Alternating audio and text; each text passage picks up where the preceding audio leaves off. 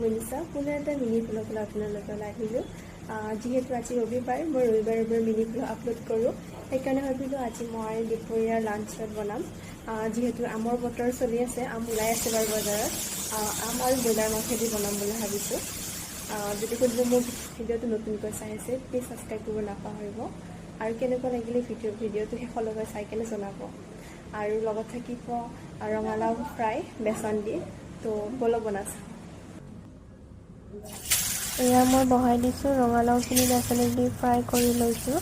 এনেকুৱা ফ্ৰাই কৰি খালে ভাল লাগে খাই, আৰু ৰঙালাওটো মিঠা আছে, তো বেছি ভাল লাগে খাই কাৰণে। তাৰপিছত মই তেলত বহাই দিলোঁ সৰিয়হ, নৰসিংহ পাত, তাৰপিছত জলকীয়া আৰু পিঁয়াজখিনি কাটি থৈ দিয়াখিনি দি দিছোঁ। অলপ ৰঙচুৱাকৈ ভাজি লৈছোঁ মই। তাৰপিছত মাংসখিনি মই যিখিনি বইল কৰি ৰাখিছোঁ অলপ, সেইখিনি দি দিলোঁ।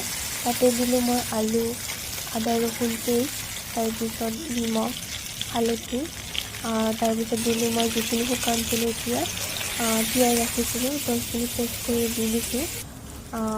তাৰপিছত অলপ সময় এনেকুৱা ভাজি লৈছোঁ। তাতে দিলোঁ মই মানে যি মছলা লাগে আপোনালোকক সেইখিনি মছলা দি দিব।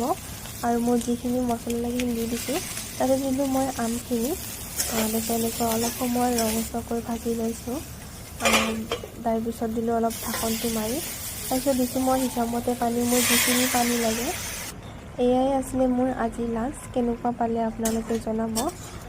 তাৰপিছত হৈ গ'ল এয়া মোৰ আজি আছিলে শাক ভাজি আৰু ৰঙালাও বেচন দি ফ্ৰাই কৰা, আৰু আমেদি চিকেন। এয়া মোৰ হৈ গৈছে। এতিয়া মই খাই জনাইছোঁ আপোনালোকক।